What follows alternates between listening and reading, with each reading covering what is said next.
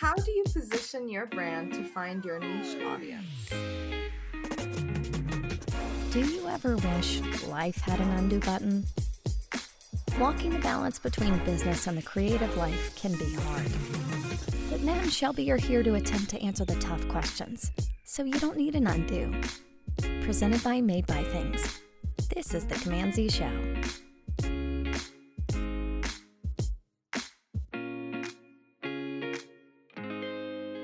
And we're back with another episode of the CMD-Z Show. This is episode, I want to say, like 80-ish. I think so. 897. Wow. Yeah. It feels like it.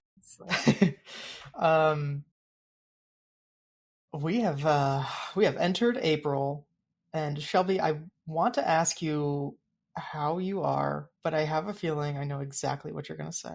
What is it? What will I ever say, Matt?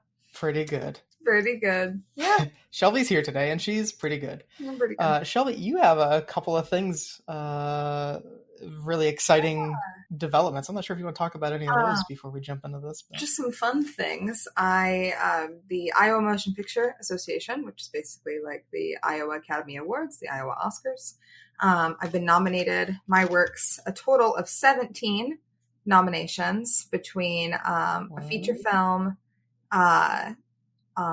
one of my scripts, and then all of our Made by Things projects as well. So Made by Things received, I think 7 or 8 nominations, something like that. And then, so. No big deal.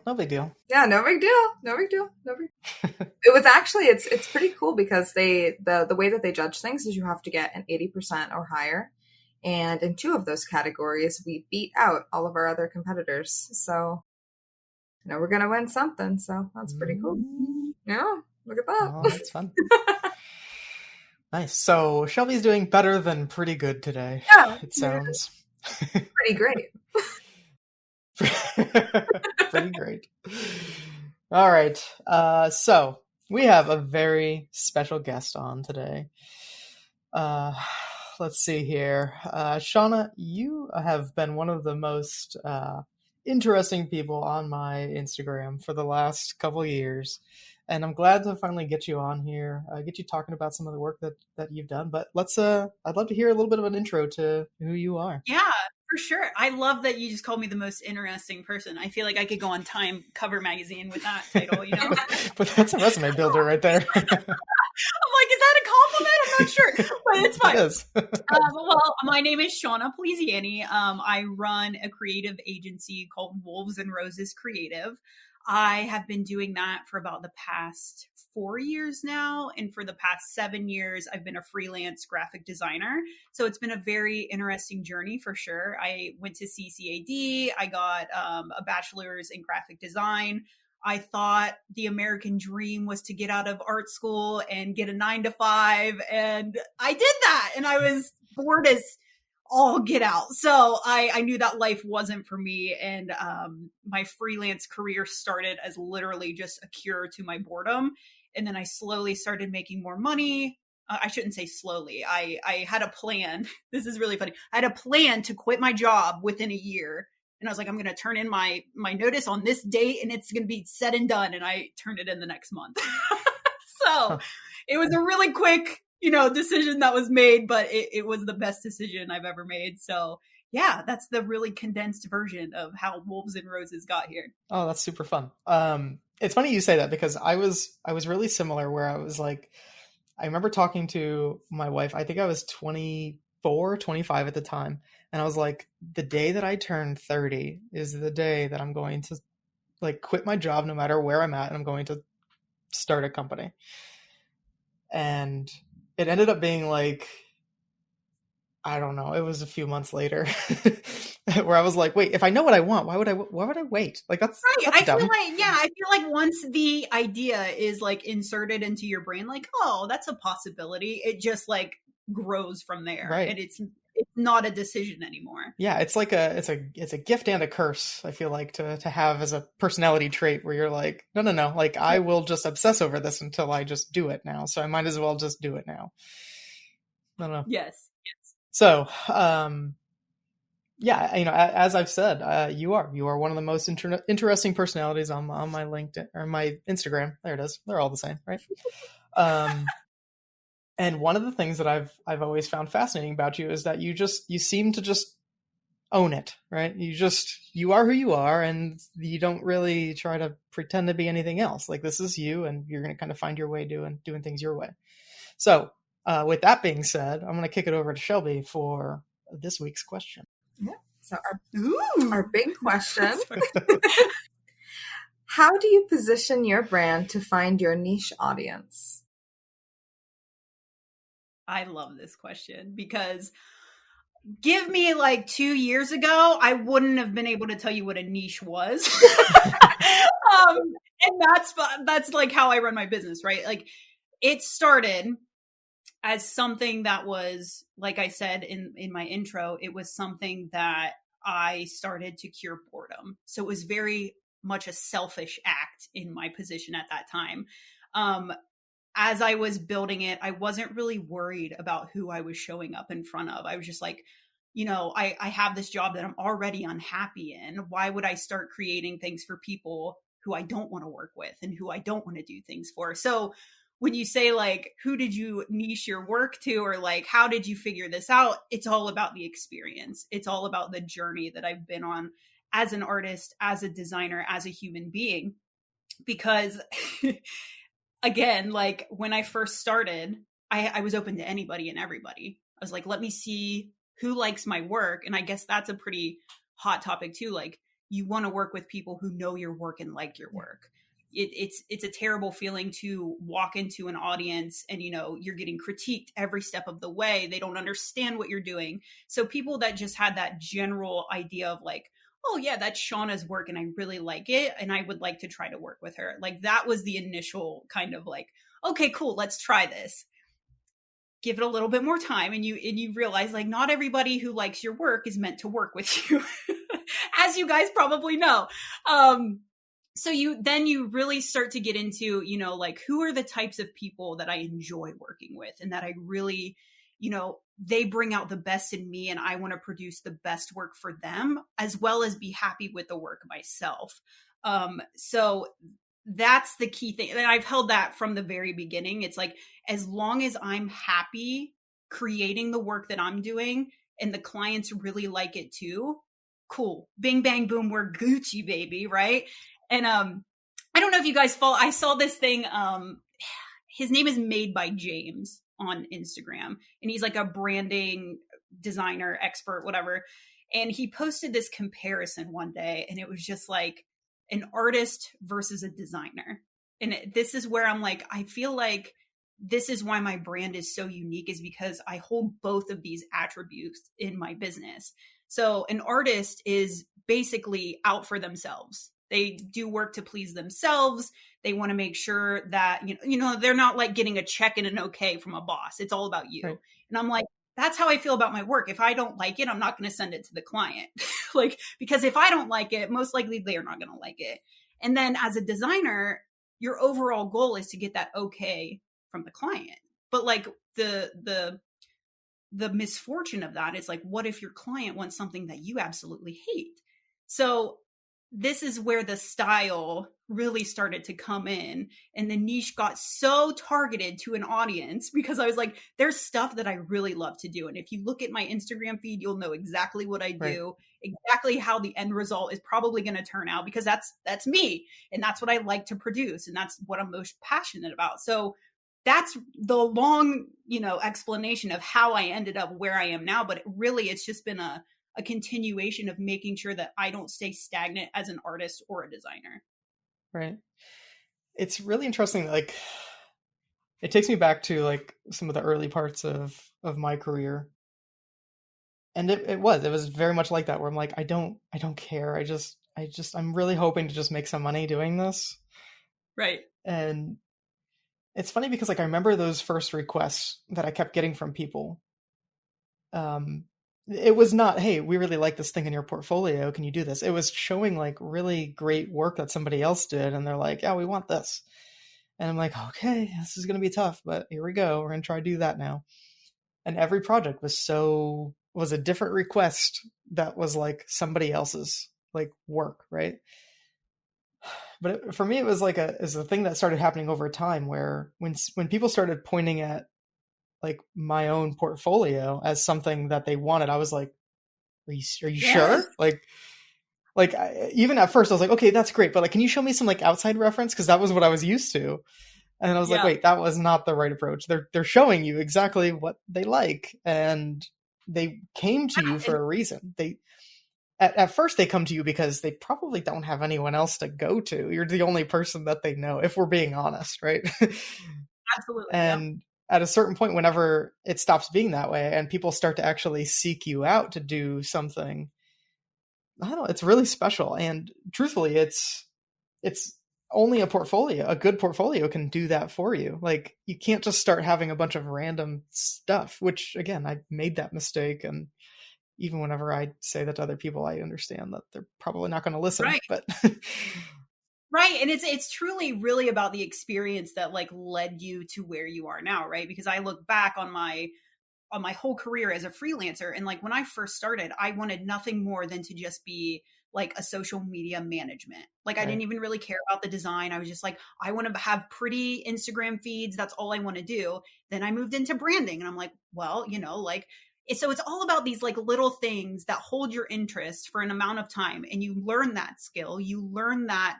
little place in the industry, and you keep banking the knowledge, right? So you get to this point where you're like, I know how to do this, this, this, and this. That's not a problem, but do I want to do that? And that's where you're at now too. It's like, I only want to work on the stuff that I'm so passionate about that I choose to work on it. For sure. Yeah, I don't know. I think about a couple specific projects for myself where it was like this big like turning point where I'm like, you know what? I'm going to try to get away with something here. Did you have these moments as well where you're like, a certain project comes up and you're like, here's my chance and I'm going to take it? Yes. I'm very much like a pedal pusher, so to speak. Like, if my clients ask for something, I'm like, oh, that ain't it. That's not it. Because most people, I find, I'm going to go on a tangent here, but like most people who aren't in like the visual arts, they say that they want something, but they don't understand how it's going to look in the long run, right? So it's like, okay, I'll show you this. I'll show you what you want, but I'm also going to show you what I think. Right. And I will say 99% of the time, they're like, yeah, I want what you think. Right. Because we have that experience. Again, like, we know what you're talking about and we know why you're giving us this information. But part of being creative is pushing that to another level, right? Like, we can absolutely recreate things that you want. Like, you pull something off Pinterest. Yeah, okay, cool. But like, what of me do you want in this project? Because it's not there right now. Right. So I'm a big fan of being like, okay, here you go. There's what you asked for. But now I'm going to do something that I think is right, and I'm going to send it to you. And it's like, do I have to do that? No, but it's like, what makes me happy and what makes me a better creative is because I know I can put a different spin on something, right? And it's not just repeating. Because if there's one thing about me, it's like, I freaking hate seeing the same thing over and over and over again. I want to see different styles, different things. I want to test things. And like, most of the time, clients appreciate that. Right. I think that was the thing for me that was really difficult early on, where I was like, okay, I want to try something on this, but like, I don't know if they're going to like it. I don't even know if I'm going to like it. I'm like, but I think at a certain point you start to trust your own taste a little bit, where it's like, you understand that, like, okay, even if I go in this direction and it doesn't look good, I know, like, I'm going to know that it doesn't look good, and I'm going to be able to make any changes and corrections until I do feel good about it. And it gets especially tricky whenever it comes to kind of the conversion from being an actual designer to a creative director, because now I'm like doing the same thing, but based on somebody else's work, where I'm like, okay, I got to trust them to do this thing, but I also have to trust them with their taste, that they're not going to put something out that's going to be crappy. And this is crap. Yeah. And like, there's definitely times where I'm like, I see something and I'm like, okay, like, I wouldn't have done that, but do I trust the taste of the people that I hire? And when the answer is inevitably yes, it's like, okay, Like, let's do it. Let's push this forward and see what happens. That's the beautiful thing about like collaboration between artists. I'll never forget, like, I taught this college class. I can't even remember what it was, but basically it was about like being unique as an artist and why you should never try to be like somebody else. And I was like, okay, I want 2 students to come up from the class. Don't look at each other. Like, we had a wall in between them. And I'm like, I just want you to draw a lion. That's it. Just draw a lion.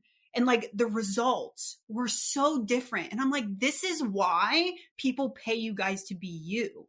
Like, nobody, if 2 of the same exact lions would have shown up on the board, like, what's the point of being creative? Right? It's so much fun being collaborative with other artists who have such a different spin on things. Right. I don't know. There's so much stuff there. But before I keep going, Shelby, I'm gonna give you a chance to talk. Yeah, I think this is really interesting because, like, from a producer's perspective, like when I'm bringing an artist onto a project, I'm bringing that artist on because I have faith in them as an artist. I don't want them to just regurgitate whatever it is I'm telling them, whatever notes I'm giving them from the client. I want them to put their own spin on it, to give me feedback as well, because that it is a collaboration process. And that's the best part. That's the best part of being creative, is working together through that. And for artists to be able to put their own spin on things.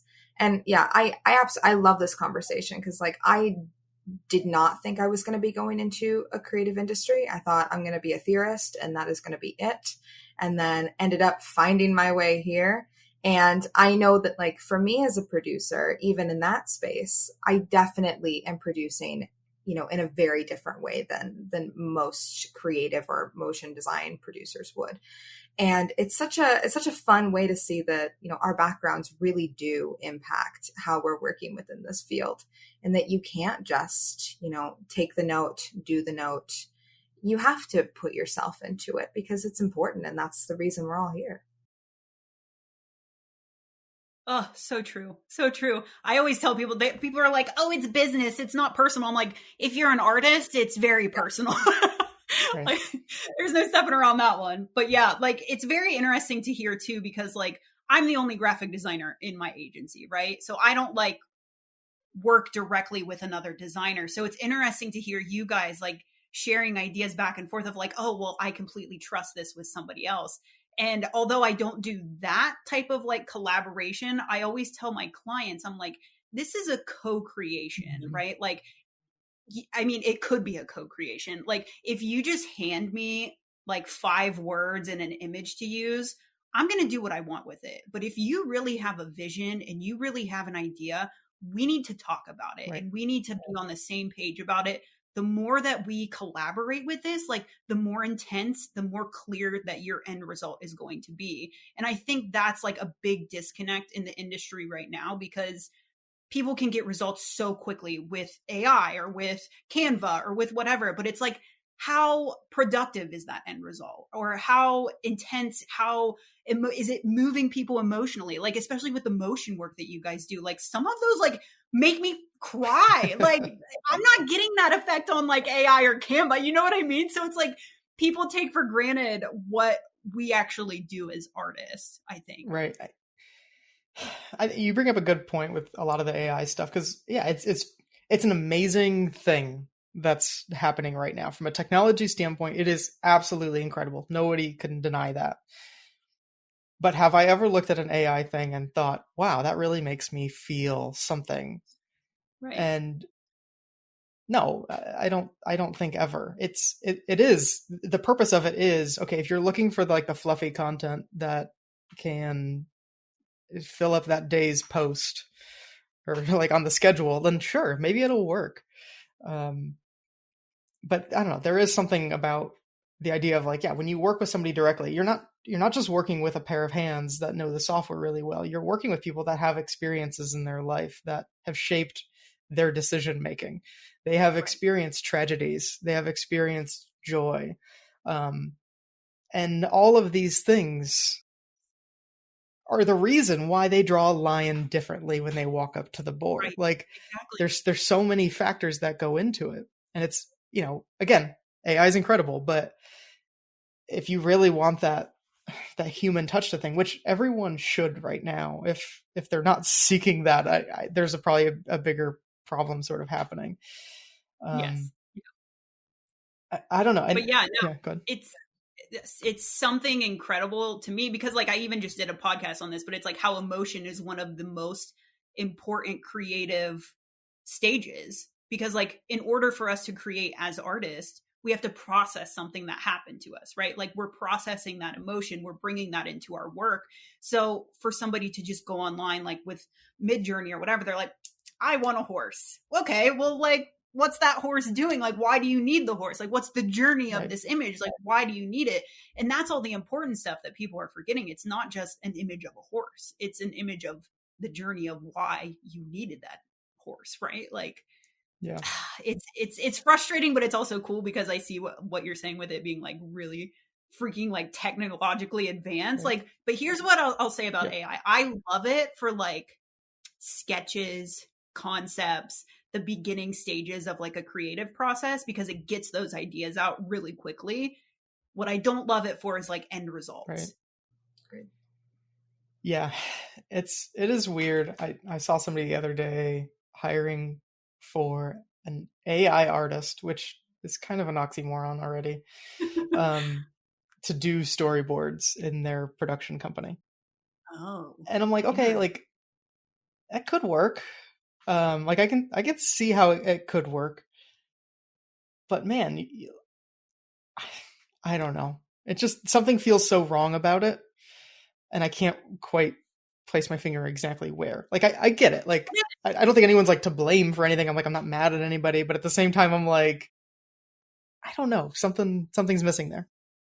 Is it now? I don't know like the whole process of a motion project, but storyboarding, isn't that like one of the most like emotionally driven, like it, like you're telling the actual story, right? That's probably what it is. It's like lacking that emotion that you get when you're putting it on paper. I would say that for us, our storyboards aren't usually like the most like amazing things ever, and that's mostly because we have to kind of rush through them a bit. But it's more about the conversation we have around their storyboards, where it's like, oh, we got to feel something. Like if I see a sketch of just a circle, like if you can explain to me what's happening here and I can feel it, then I'm good. But there's times where I see like really detailed sketches for storyboards, and I'm like, I don't know how to tell you this, but I don't feel anything. Like that's a recent conversation that we had on a project where I'm like, I don't know. I just don't feel anything when I'm looking at this. Yeah. So it's like, it's not necessarily about your skill level for us anyway. Again, like I hope I'm not making anyone upset here by saying this, but like there are some really like technically amazing storyboard artists out there, but you got to feel something. If you don't feel something during those early steps, then you shouldn't move forward, because where's that feeling going to come from? And so it's like, to me, it's not about being technical necessarily about any of that stuff, but it's about like, okay, if you're showing this angle, why are you showing this? Like, why is the camera placed at the height it is? Why are we looking at the character like this? Like positioning, composition, and framing, like why? And if I don't get answers for that, then it's just not good enough. Right. And so I guess I think about that with AI. It's like, ooh, you got to be really specific with what you're asking for. You can do it. You can get a feeling out of those storyboards, but I feel like it's mostly on accident whenever it happens like that. And we can all ask for accidents. We've all had happy accidents before while making things, accidentally put a color over something, and it's like, whoa, that's great.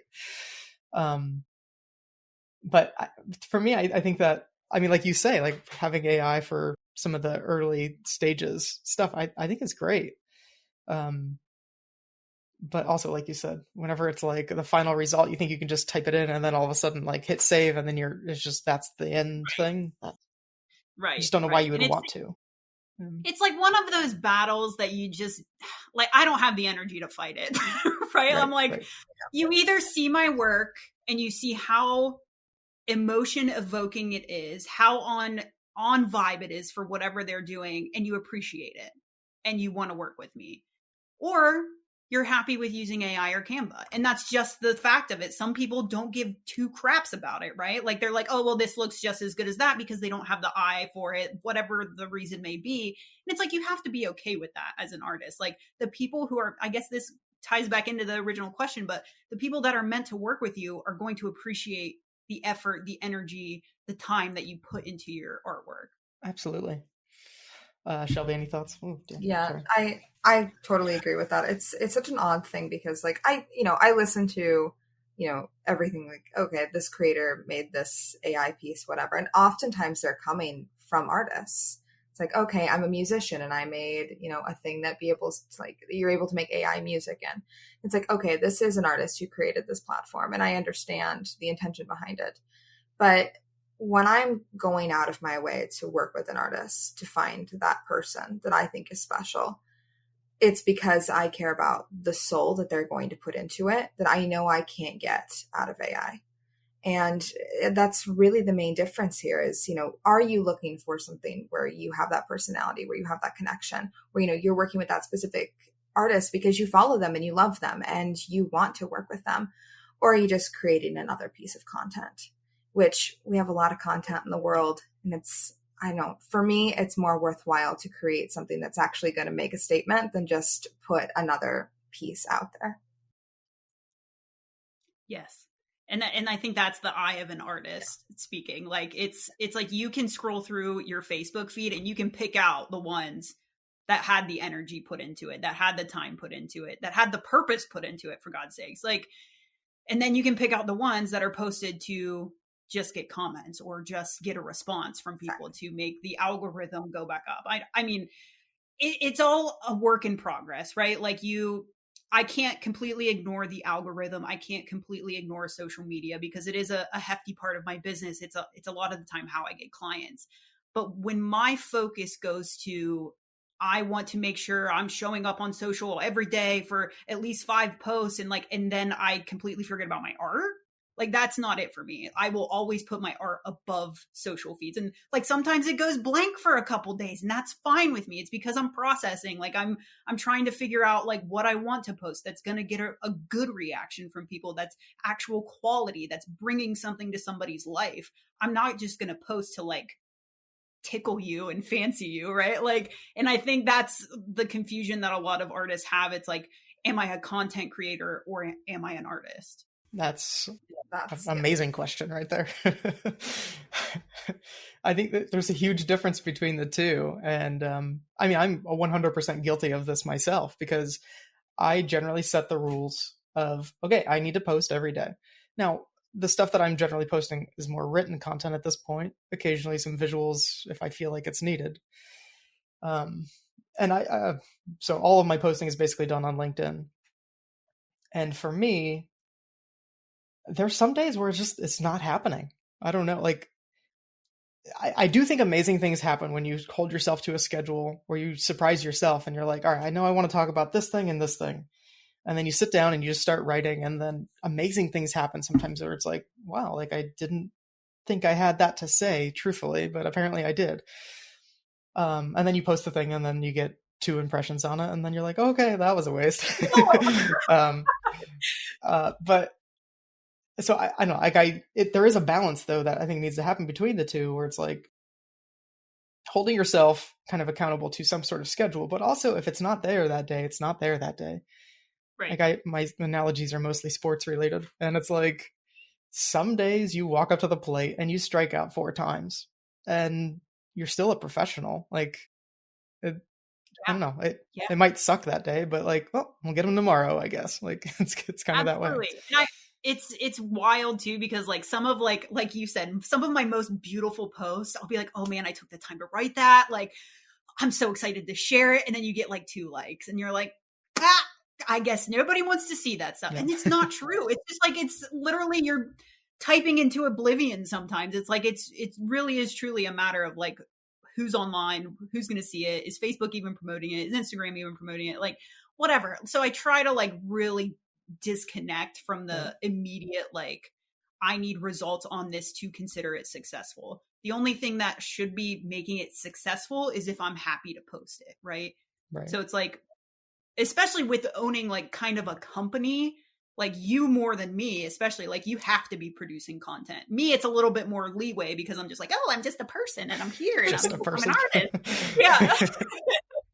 And but with a company, like there has to be that consistency. So it's an interesting take to hear, like it's the same kind of vibe on both sides, honestly. For sure. I mean, I don't know. Again, like I've had that journey, right? Like I've been an individual freelancer before and grown into a team, and I think there's a lot more that's the same than you would probably think. I don't know, especially when you do grow a team, it's like you start to realize how important that personal touch is on everything. Where it's like, you know what, when I was an individual freelancer, I used to think that everyone wanted to work with a big company.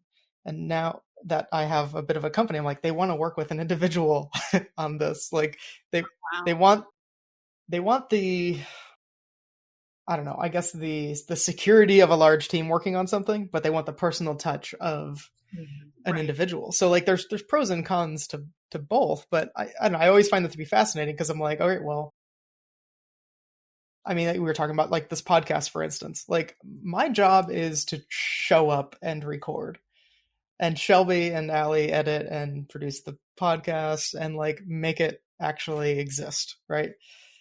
And, I don't know, like to me, like that's one of those instances where it's like, we need to make it, I'm spoiling some secrets here, but like we need to make it feel like it's a smaller group of people doing something, because that's the personal touch that there's an art to what we're doing here. Right. And we want that to come through. But at the same time, there's a lot of people that are involved with this. And, I don't know. I don't really know where I was going with that, but it's kind of the idea though, right? No, I think like the human touch on things, like people just feel more taken care of, right? Because I ran into the same thing where I was like, okay, if I'm going to have an agency, everything has to like not be from me. It's from me, but I was like marking it like wolves and roses. Like it wasn't personal. It like wasn't. And then I had people just like, where's Shawna?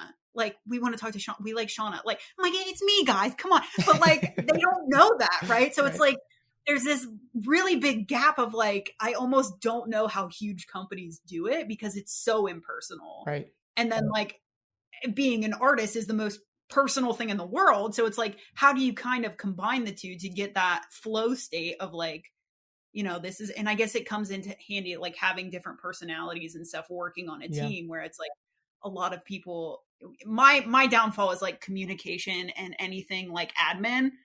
No, I don't want to do it. Like if you catch me in a bad mood, I'm not going to respond to anybody that day. So like one of my team members is like all communication, all admin, and she saves my butt on a daily basis. Right. So it's like, I guess the difference of personalities in a team really can do a lot for a business. Yeah.